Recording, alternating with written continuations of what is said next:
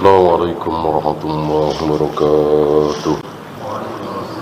Innal hamdalillah nahmaduhu wa nasta'inuhu wa nastaghfiruh wa na'udzu billahi min shururi anfusina wa min sayyiati a'malina. Man yahdihillahu fala mudilla lahu wa man yudlil fala hadiya lahu. أشهد أن لا إله إلا الله وحده لا شريك له وأشهد أن محمدا عبده ورسوله وبعد. Terakhir tentang tiga amin. Amin pertama, beliau mengamini doa buruk dari Jibril agar masuk neraka. Siapa? Man adraka syahra Ramadan falam yugfar lahu. Masuk bulan Ramadan tapi dosa-dosanya tidak diampuni. Berarti bulan Ramadan berbuat dosa. Mungkin tidak sholat, mungkin tidak saum, mungkin berzina, minum khamar, berjudi, berbuat syirik, berbuat bid'ah. Didoakan buruk oleh Jibril. Famata fadakhalan nar. Masuk neraka. Nabi diam saja. Maka Jibril menyuruh beliau, Qul amin. Ucapkan olehmu ya Muhammad, amin. Maka Rasulullah mengucapkan amin. Ini doa buruk pertama. Yang kedua, sama, masuk neraka juga, yaitu orang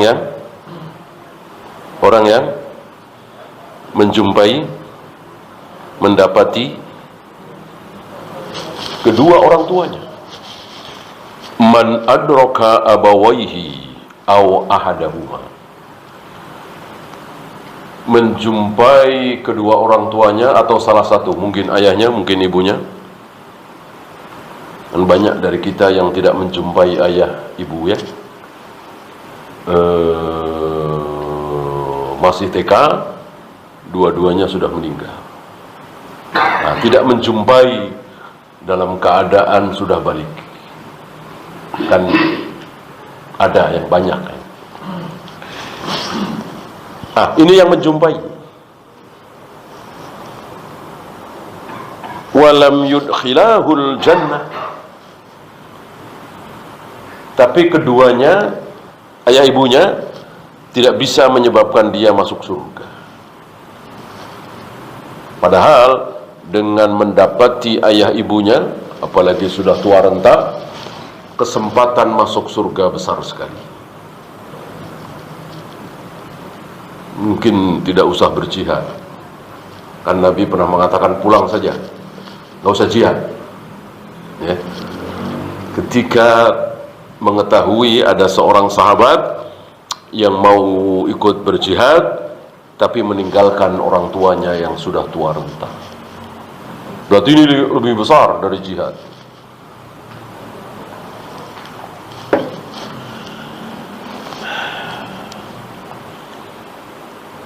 Ya, lakukan hal yang wajib, sholat, saum. Kalau dia mampu, zakat, haji. Setelah itu, habiskan waktu untuk berkhidmat, melayani ayah ibunya yang sudah tua renta. Surga, betul-betul surga.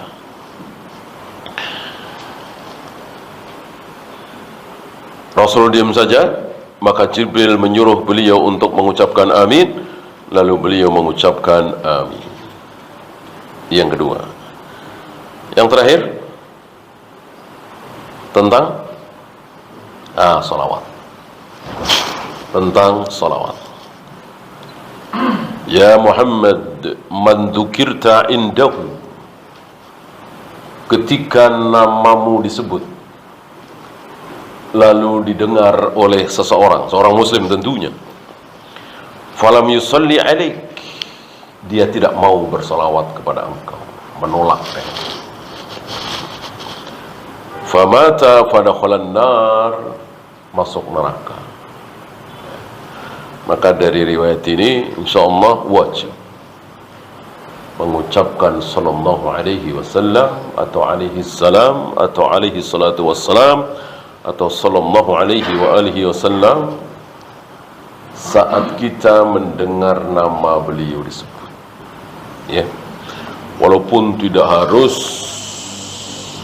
serempak beramai-ramai dengan suara keras sebagaimana sebagian saudara-saudara kita,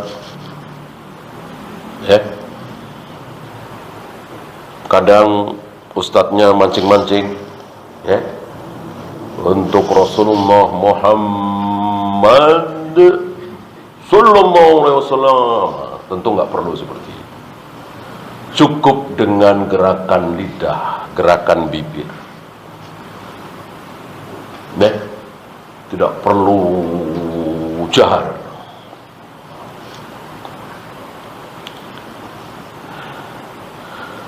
Termasuk tulisan, tapi tidak wajib. Untuk tulisan tidak wajib. Sahih Bukhari, Musnad Ahmad, itu tidak ada sallallahu alaihi wasallam. Imam Ahmad, Sahih Bukhari dan lain-lain, ketika menulis qala Rasulullah nggak ada sallallahu alaihi wasallam, ya. Tapi beliau mengucapkan dengan lisannya dulu tentunya. Sekarang karena sudah mesin, ya, percetakan kan mesin, maka tentu dengan sangat mudah sallallahu alaihi wasallam, bahkan dengan tulisan kecil, tidak terlalu makan tempat, ya. Hampir semua kitab-kitab seperti itu, Muhammad Rasulullah sallallahu alaihi wasallam. Dan itu mudah sekali karena mesin cetak.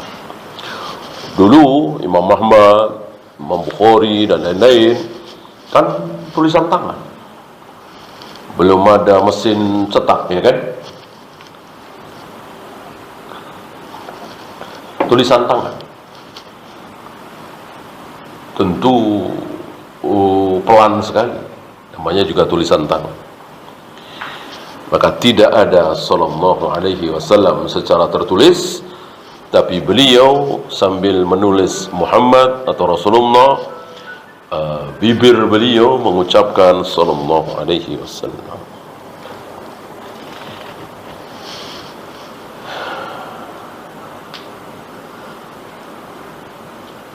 Ammal ihsanu ilaihi ma ba'dal maut. Ini jawaban bagi antum barangkali yang bertanya, ayah ibuku sudah tidak ada, sudah meninggal, gimana? Dijawab oleh beliau, ammal ihsanu ilaihi ma ba'dal maut. Berbuat ihsan, berbuat baik kepada mereka berdua ketika mereka berdua sudah wafat. Faqad su'ila anhu an-nabiyyu alaihi salatu wassalam haitsu sa'alahu rajulun faqala.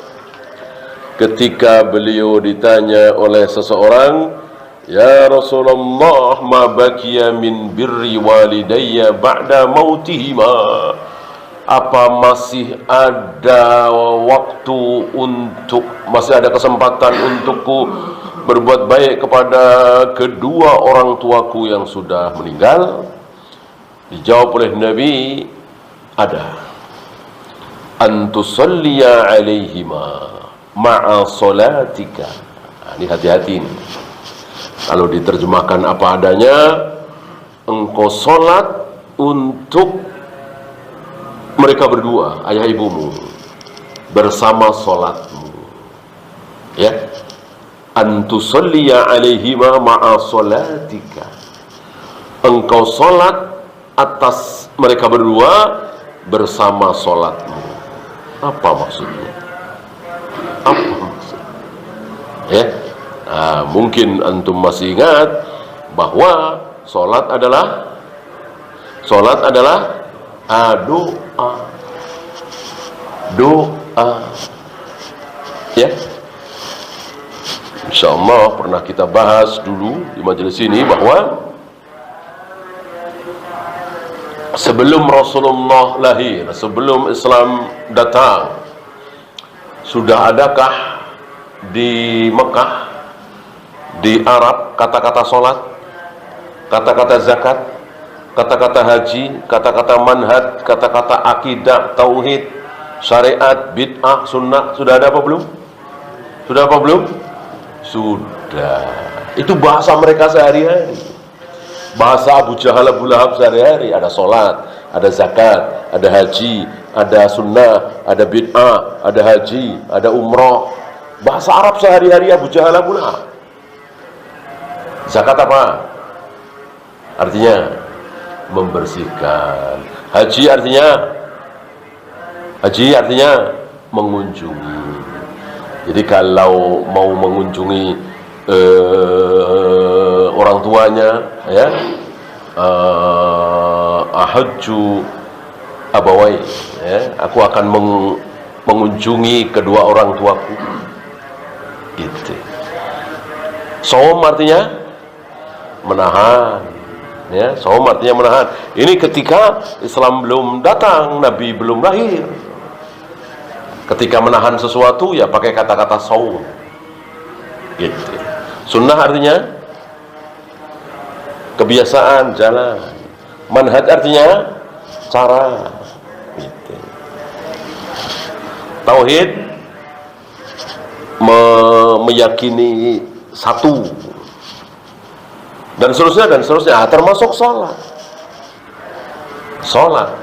Ketika Nabi belum lahir sudah ada kata-kata sholat, sudah ada diucapkan oleh Abu Jahal belum sholat. Artinya doa, termasuk bid'ah.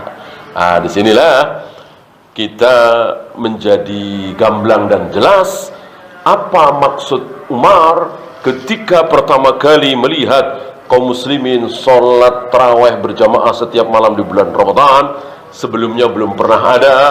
Umar mengatakan, nikmatu bid'ah hadhihi, sebaik-baik bid'ah adalah ini dia.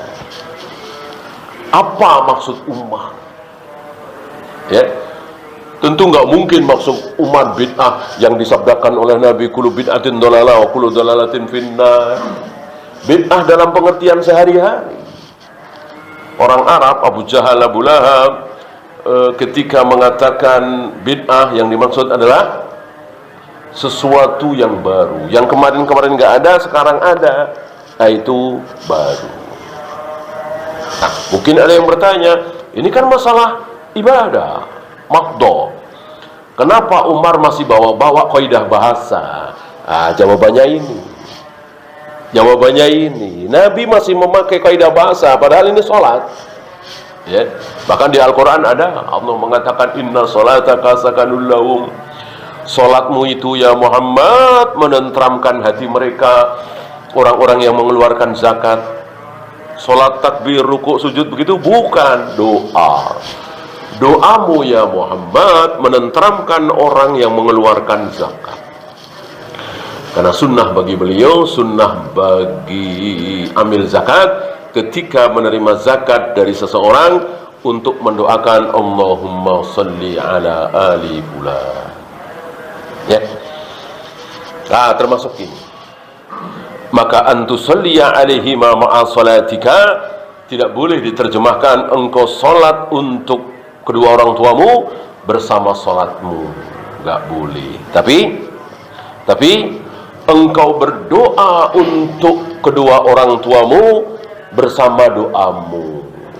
Kita kan sering berdoa nih, minta supaya sembuh dari sakit, minta supaya anak kita lulus ujian, minta supaya dagangan kita laris.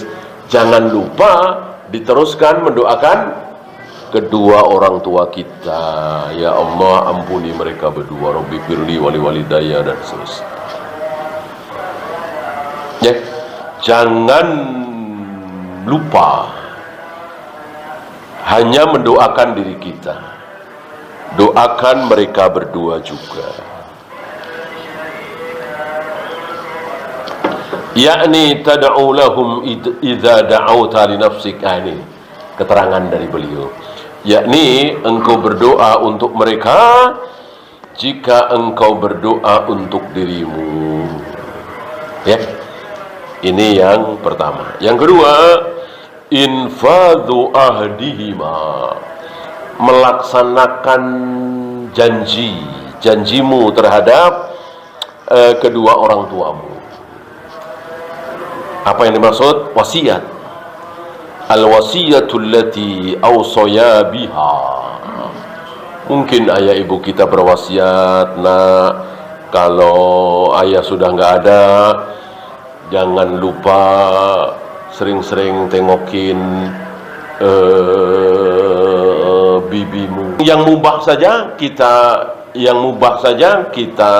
taati. Apalagi ini sunnah berpahala. Mubah sering-sering pulang kampung lah. Pulang kampung kan, atau mungkin beli mobil ini aja, jangan yang itu. Demi taat kita taati. Padahal itu mubah. Kecuali membahayakan karena ketidaktahuan kedua orang tua kita, ya. Apalagi sunnah, apalagi kebaikan, harus lebih kita taati lagi. Jangan lupa sisihkan rezekimu untuk adikmu. Adikmu kan tahu sendiri, cacat misalnya, tidak bisa cari nafkah misalnya. Nah, untuk kebaikan-kebaikan seperti itu harus kita taati.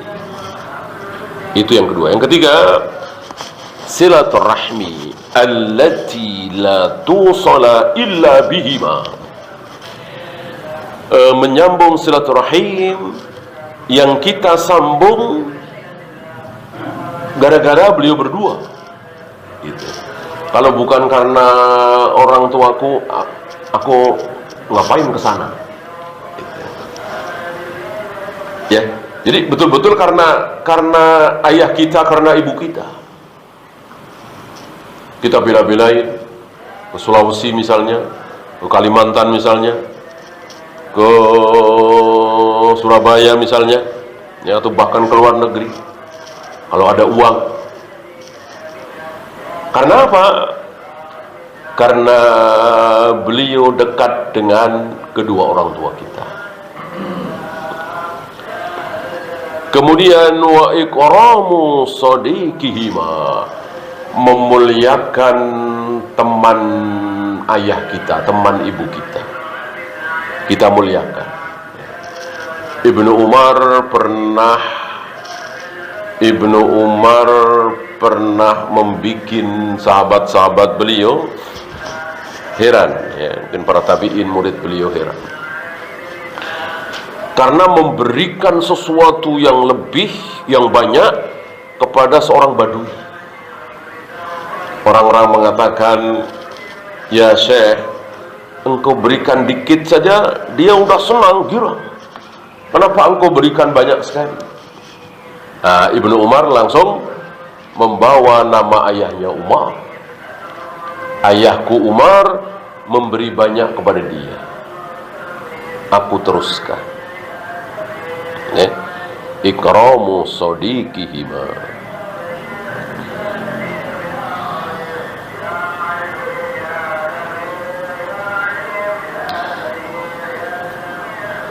Hada ma yabki minal birri ba'da wafatil walidain. Inilah kebaikan yang masih bisa dilakukan oleh kita untuk ayah ibu kita yang sudah meninggal. Ya, berdoa, melaksanakan wasiat, silaturahim kepada kerabat-kerabat ayah dan ibu, paman, bibi, ya. Paman bibi dalam bahasa Arab ada dua, ya. Kalau bahasa kita ya paman dan bibi, ya. Cuman jenis kelamin. Adik ayah namanya Yang laki-laki? Paman. Adik ibu yang laki-laki? Laki-laki. Adik ibu? Hah? Adiknya ibu, dia laki-laki. Apa? Paman. Adik ayah laki-laki? Iya, paman juga ya. Bahasa Arab beda. Satu am, satu khal. Kalau dari ayah am, kalau dari ibu khal. Ya. Kalau bibi ya tinggal tambah tak marbuto. Amma khalah. Gitu ya. Oleh karena itu sering dikatakan anak-anak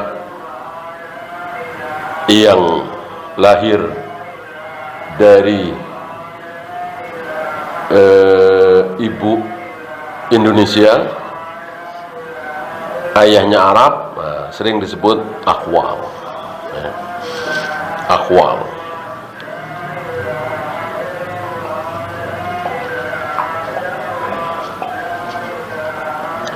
Karena kan saudara ibu.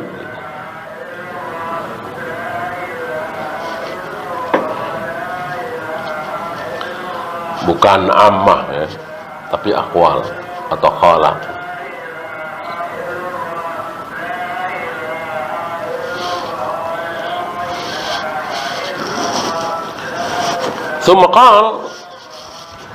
Kemudian beliau membahas firman Allah, wala taqtulu auladakum min imlaq. Jangan kalian bunuh anak-anak kalian karena imlaq, karena takut miskin, karena takut makan bersamamu. Ini dulu ya. Antum tahu bagaimana orang-orang Arab jahiliyah sebelum Islam datang, sebelum Nabi lahir, banyak yang membunuh bayi perempuan. Kemarin kita bahas. Kenapa? Ya perempuan tahu sendiri, tidak bisa cari nafkah, tidak bisa diajak perang, badannya tidak kuat dan seterusnya.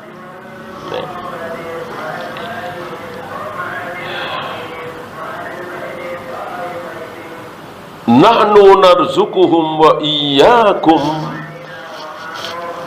Kamilah yang memberikan rizki kepada mereka dan kepada kalian. Jadi marah sekali Allah mengingatkan orang-orang yang takut tidak bisa memberikan makan kepada anaknya. Ini yang ngasih makan siapa? Marah ya. Lebih marah dari kita yang apa, misalnya kita tanggung nafkah dia bersama anak-anaknya, kita kaya misalnya, kita tanggunglah. Dianya merasa bahwa dia yang memberi makan, padahal kita yang ngasih nafkah ya, kita yang bantu dia. Tidak ada yang bisa memberikan rezeki kecuali Allah. Tiba-tiba ada yang bilang, gimana saya ngasih makan? Marah sekali. Ketika nggak suka aja punya anak. Kan ada ya orang yang nggak suka punya anak, nggak waras ini. Itu buruk sekali. Tapi lebih buruk lagi, nggak mau punya anak, takut nggak bisa ngasih makan. Ini lebih buruk lagi. Lebih buruk lagi.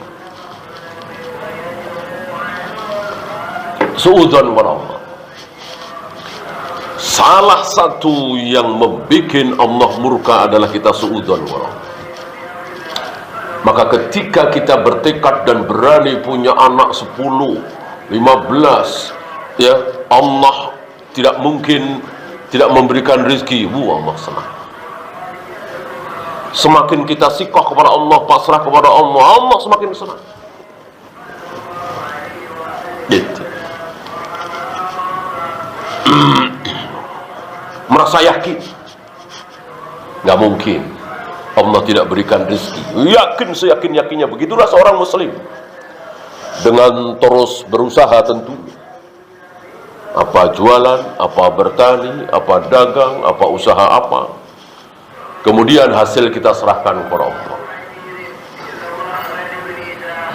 Kita tanggung 11 anak, 12 anak, bahkan kita ikut menanggung anak-anak paman kita, anak-anak kakak kita yang sudah meninggal, yatim, ya. Bismillah, Allah senang, Allah sambut. Allah tidak sia-siakan kesikohan kita, kepercayaan kita kepada Allah. Allah tidak sia-siakan. Begitulah mestinya seorang muslim. Banyak dari kita takut. Hari ini ketakutan itu dibungkus dengan apa? Ya makan nggak dibahas. Yang dibahas gimana nanti pendidikannya, sekolah kan mahal. Sama kan? Sama, ini takut juga. Ya sekolah, bayar SPP, rezeki itu dari siapa? Sama dari Allah. Emang Allah bodoh? Ya, emang yang ditanggung itu cuma makan doang? Ya makan, ya pendidikan, ya pakaian, ya kesehatan. Kita ketularan orang-orang kafir.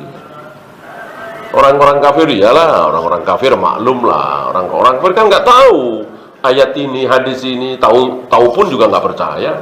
Namanya juga kafir. Nah kita tidak kafir, kita muslim, kita beriman. Masih takut juga sama orang kafir.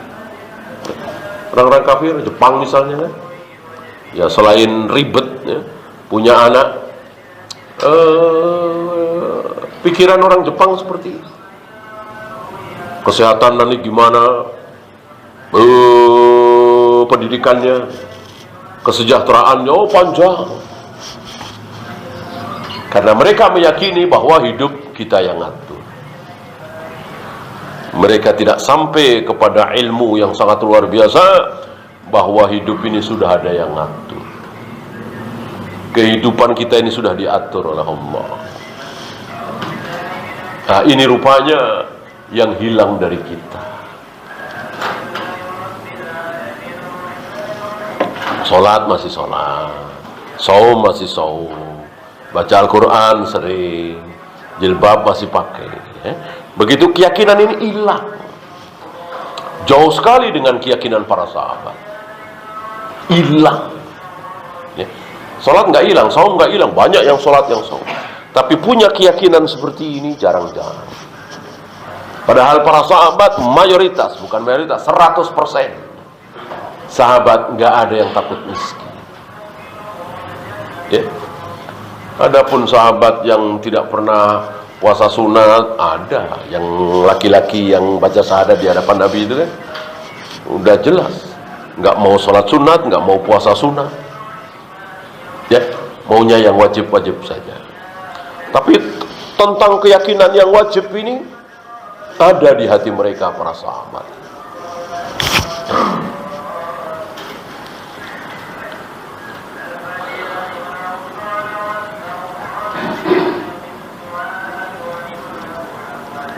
Wan khada'a bihadhihi ad-di'ayati ba'dul muslimin.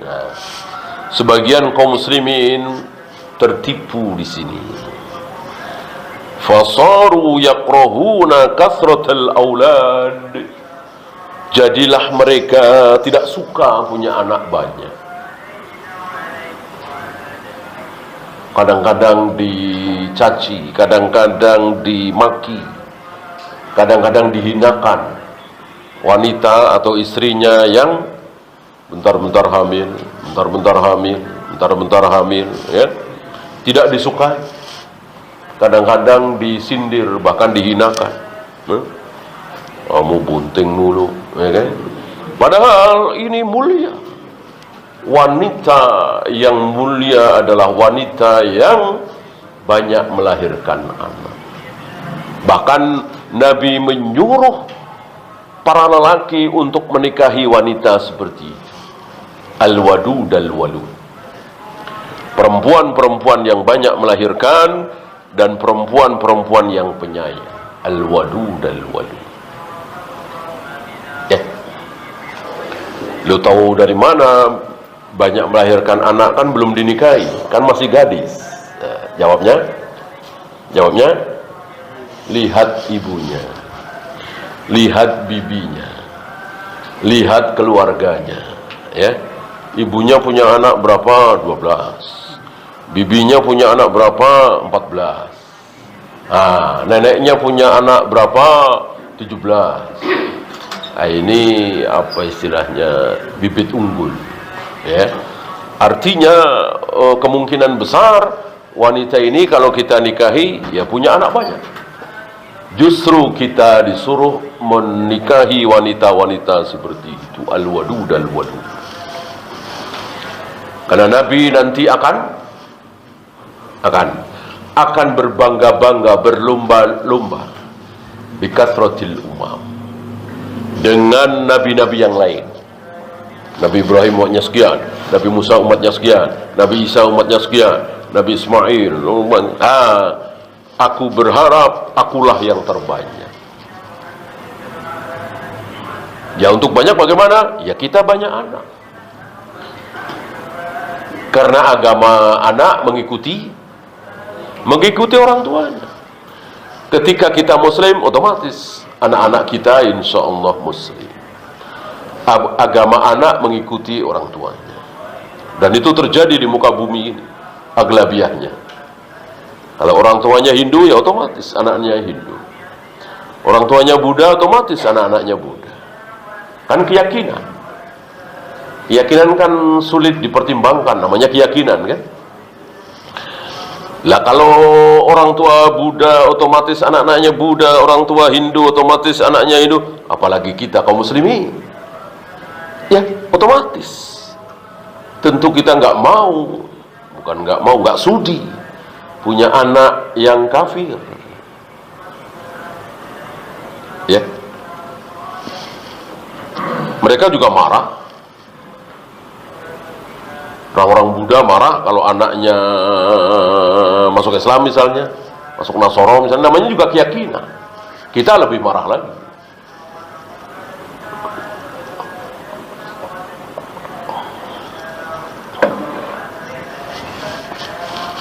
Wa ba'duhum yuhawilu tanziman nasal. Maka sebagian mereka ada yang mengatur keturunan kelahiran. Ini bahasa halus. Baguskah? Tidak. Saya tidak berani mengharamkan, ya. Tapi tidak bagus. Biarkan Allah yang mengatur. Pintar siapa sih? Kita dengan Allah Maha tahu. Kecuali memang ada sesuatu penyakit misalnya.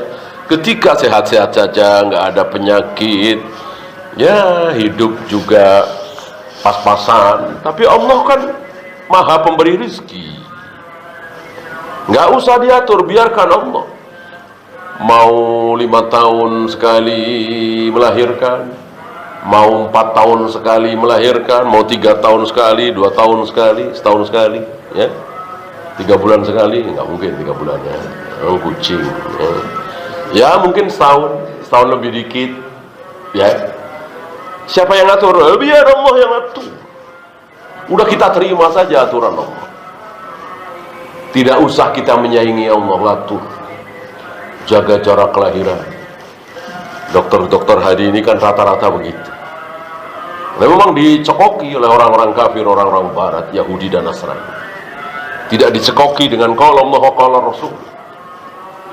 Tidak ditanamkan akidah, biarkan Allah yang mengatur. Apalagi sekarang ada operasi sesar, iya kan? Kalau sudah 3 atau 4 sesar semua, udah bahaya katanya. Dan banyak yang bermudah-mudah. Susah dikit sesat, susah dikit sesat. Wa ba'duhum yuhawilu tahdidan nasal. Ini lebih buruk lagi. Apa? Kalau tadi mengatur jarak, yang ini membatasi. 4 saja, 3 saja, 2 saja. Apalagi teruskan apa? 2 saja, terusannya apa?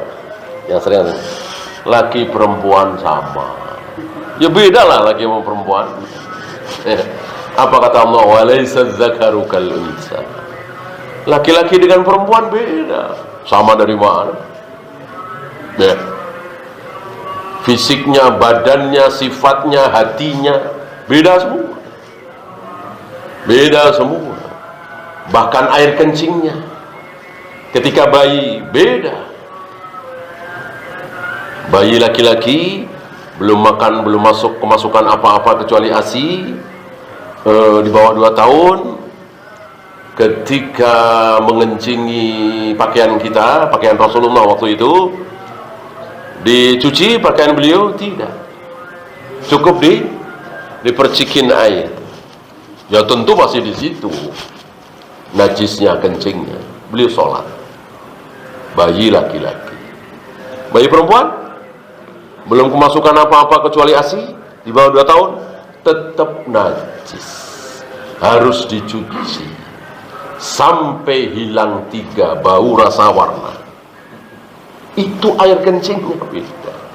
Bahkan air maninya, para ulama dan kita semua insya Allah tahu, air mani laki-laki putih, tebal, kasar, banyak. Air mani perempuan sedikit, lembut, kuning.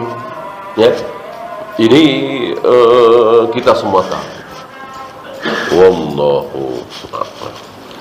Ya, silakan azan dulu. Sallallahu ala Muhammadin sallallahu alaihi wasallam. Wa akhiru da'wana alhamdulillahi rabbil alamin. Alhamdulillah, salatu wassalamu ala rasulillah. La hawla wa la quwwata illa billah. Wa ba'd.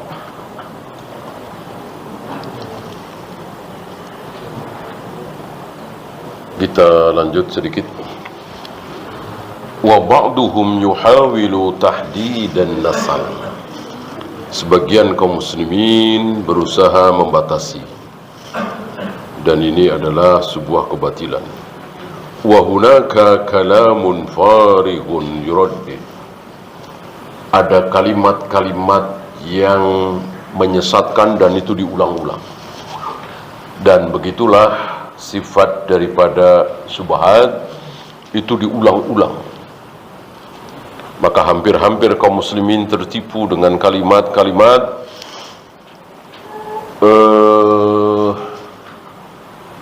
tadi, tidak ada perbedaan antara laki dan perempuan, itu sama saja, cukup 2 saja, membatasi 2 saja, dengan slogan-slogan yang bagus. Keluarga berencana. Berencana tentu bagus kan, rencananya kan bagus. Nggak mungkin rencana buruk, rencana jahat. Nah, ini kalimat-kalimat farigun yuraddid. Wa kullu hadha batilun. Ini semua batil. Yang terbaik adalah apa yang dilakukan oleh Rasul dan para sahabat. Karena kita mencontoh Rasul dan para sahabat bukan cuman sholat, saum, zakat, haji, tetapi juga kehidupan.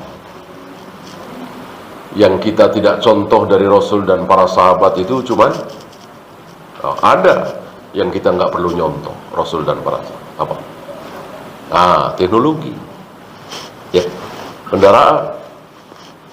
Haruskah kita naik unta, naik kuda? Tidak. Jelas, lebih cepat, lebih efisien, lebih murah, motor, mobil, bus. Ya. Teknologi tidak perlu mencontoh Rasul dan para sahabat. Berkembang. urusan dunia. Kata siapa? Kata siapa urusan dunia kita semua lebih tahu dari Nabi? Kata siapa? Kata Nabi sendiri. Antum a'lamu bi umuri dunyakum. Dalam masalah dunia kalian lebih tahu dariku. Ya. Itu saat orang-orang Ansar mengikuti kemauan beliau, usulan beliau, ijtihad beliau, bukan wahyu. Ketika orang Ansar ini menyambung tanaman, menstek, mencangkok, kata Nabi, caranya bukan begitu, begini saja. Saran Nabi diikuti, lalu tanaman tersebut mati. Berarti gagal cara Nabi. Dari peristiwa itu, asbabul wurud, Nabi mengatakan, antum a'lamu bi umuri dunyakum. Dalam masalah dunia kalian lebih tahu. Ya. Kecuali urusan dunia tersebut difirmankan oleh Allah. Allah kan berfirman tentang madu, tentang bekam, tentang habat. Itu. Tentu kita yakin seyakin-yakinnya. Ada kebaikan, ada obat, ada sesuatu yang sangat dahsyat di dalam madu, di dalam habat, di dalam bekam. Karena dari Allah nggak mungkin salah, bukan ijtihad Nabi. Adapun ijtihad Nabi bisa benar, bisa salah. Ya. Adapun masalah ibadah, masalah akhirat, nggak ada Nabi berijtihad. Semuanya adalah dari Allah. Ya. Untuk masalah dunia, beberapa kali Nabi berijtihad. Dan ijtihad beliau kadang dikalahkan oleh ijtihad sahabat. Saat beliau membuat perkemahan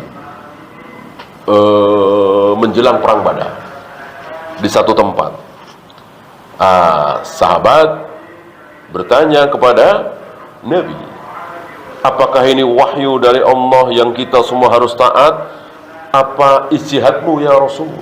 Dijawab oleh Nabi dengan jujur, ini ijtihadku. Maka sahabat itu mengatakan, alangkah baiknya kalau sebelah sana ya Rasul, karena ada sumber air di sana. Nabi mengikuti masalah dunia, masalah teknologi. Ya. Adapun mengatur anak dan seterusnya, ini bagian manhaj dari kehidupan beliau. Tentu ini sesuatu yang harus kita ikuti, bukan teknologi, kan? Wa talabudz dzurriyyati wa kathratudzdzurriyyati wa kathratul injab amrun matlubun fil Islam. Mencari keturunan, memperbanyak anak, memperbanyak kelahiran, ini sesuatu yang sangat-sangat diharapkan dalam Islam. Dicari seperti itu. Maka antum wajib bersyukur dan bangga seandainya antum punya istri hamil lagi, melahirkan, hamil lagi. Tidak boleh dicela. Justru ini wanita pilihan, wanita terbaik, bisa melahirkan banyak. Lianna hadza fihi taqwiyatun lil muslimin. Ini akan memperkuat masyarakat kaum muslimin dengan memperbanyak anak. Wa taktsirun li adadil muslimin, sehingga jumlah kaum muslimin menjadi banyak. Wa ammar rizqu fahuwa 'ala Allahi subhanahu wa ta'ala. Adapun masalah rizki serahkan kepada Allah. Itu tanggungan Allah, Allah yang menjamin. Nahnu narzuquhum wa iyyakum. Yang memberi rizki kepada mereka, yang memberi rizki kepada kalian, aku. Bukan kalian, tapi aku. Kata Allah Rabbul Alamin. Maka buruk sekali, haram, tercela kalau sampai kita membatasi, apalagi dengan cara bunuh tadi, atau mirip-mirip bunuh. Tidak mungkin bisa lahir lagi, ya, tanpa alasan yang hak, kecuali alasan yang hak. Nyakit, kanker misalnya apa, harus diangkat rahimnya dan seterusnya. Ini lain lagi. Wallahu a'lam. Iya, ada pertanyaan, silakan.